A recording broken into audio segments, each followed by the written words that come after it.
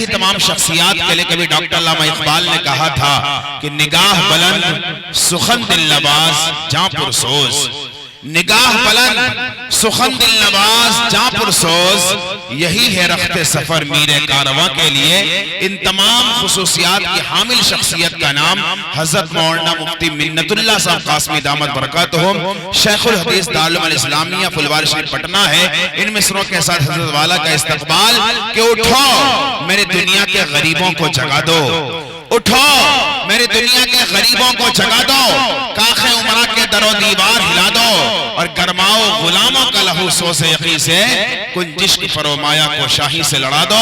इन्हीं मिसरों के साथ हम सब के दरमियान सदर जलसा सदर मुहतरम हजरत मौलाना मुफ्ती मिन्नतुल्लाह साहब कासमी दामत बरकातुहुम शेखुल हदीस दारुल उलूम इस्लामिया फुलवारी शरीफ पटना। अस्सलामु अलैकुम व रहमतुल्लाहि व बरकातुहू।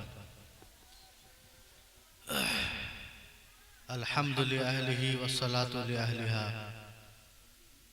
क़ाल अल्लाहु तआला औज़ु बिल्लाहि मिनश शैतानिर रजीम बिस्मिल्लाहिर रहमानिर रहीम वल तकुम मिनकुम उम्मतुन यदऊना इलल खैर यअमुरूना बिल मारूफ व यनहौना अनिल मुनकर।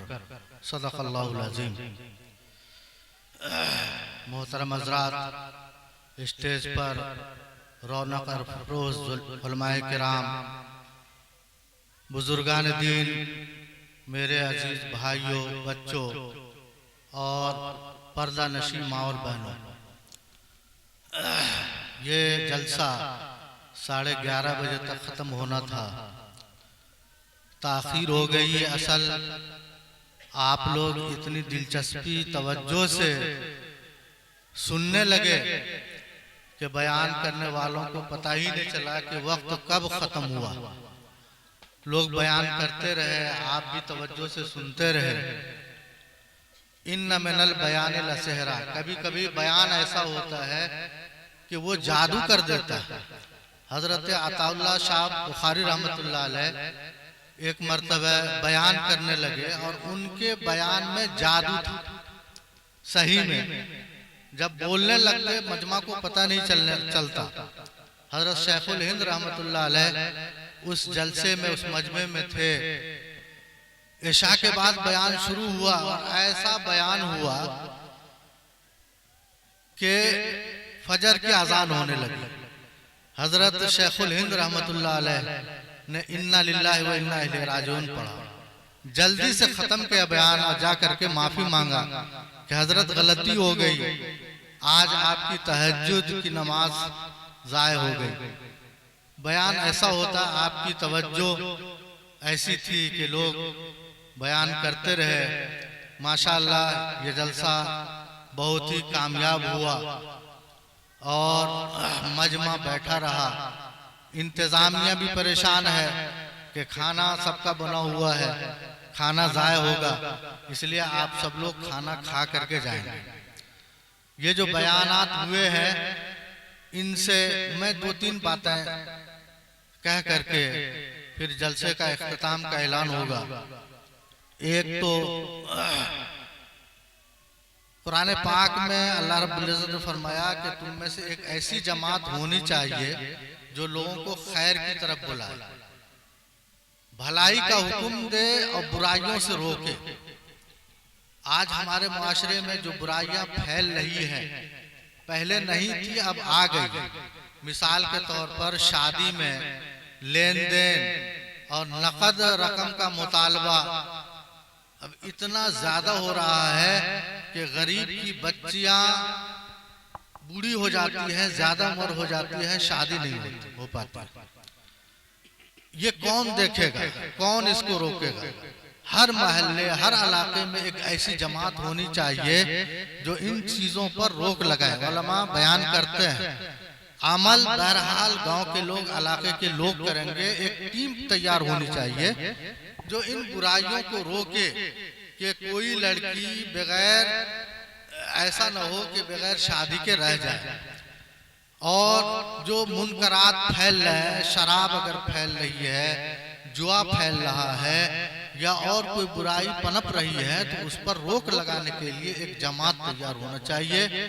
उसमें हर तरह के लोगों और एक जमात जब तैयार होगी तो माहौल ऐसा बनेगा कि कोई बुराई करना चाहेगा तो नहीं कर पाएगा, कोशिश भी करेगा तो नहीं कर पाएगा। इसी तरह तलाक वाला मसला है।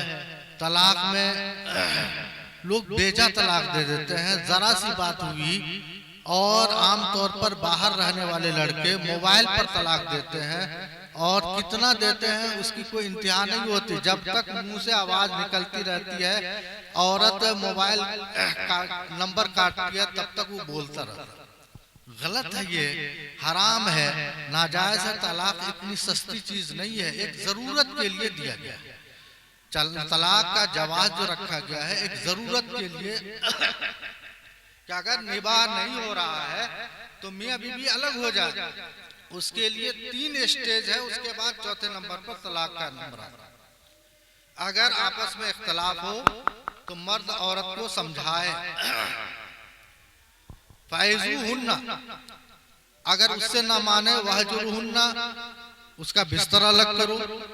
अगर इस पर भी ना माने तो अब तीसरे नंबर पर यह करना है कि उसको हल्का सा मार सकते हैं, हल्की फुल्की मार, ऐसी मार जिससे निशान ना आए, नाजुक मकाम पर ना हो, हल्की फुल्की मार। और अगर इससे भी ना सुधार आए, फबासु हकम मिन अहली व हकम मिन अहली, एक लड़के की तरफ से एक लड़के की तरफ से 2 हकम बैठे और फिर फैसला करें, और जिसकी गलती हो उसको दबाएं। और अगर ये सब न हो सके, इस पर भी निबाह नहीं हुआ, तब है एक तलाक दे करके छोड़ दे।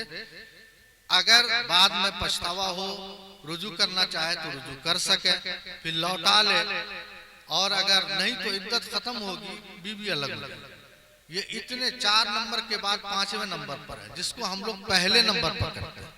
तो नौजवान की टीम तैयार होनी चाहिए, उसमें उलमा भी हों, उलमा की सरपरस्ती में बड़े लोग भी हों, और हर तरह के लोग शामिल हों, और बुराइयों पर रोक लगाएं, ताकि हमारा मुआशरा जन्नत नुमा बने। हमारे मुआशरे में सांस ले तो लगे कि जन्नत में हम सांस ले रहे हैं, कोई बुराई कहीं नजर ना आए, लोगों के दिलों में, अच्छे लोगों के दिलों में कुढ़न पैदा ना हो।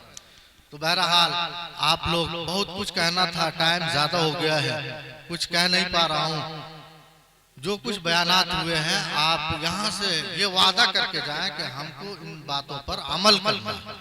अगर अमल की नीयत से यहाँ से उठेंगे तो जलसा कामयाब, और अगर अमल नहीं करना है, एक कान से सुना दूसरे कान से निकाल देंगे, तो फिर ये जलसा बेकार होगा। अमल करें, अमल करने की कोशिश करें, जितने पर अमल हो सके उतने पर अमल करें, और दुआ करें कि अल्लाह ताला हम सबको अमल की तौफीक अता फरमाए। वाखिर दावाना अल्हम्दुलिल्लाहि रब्बिल आलमीन।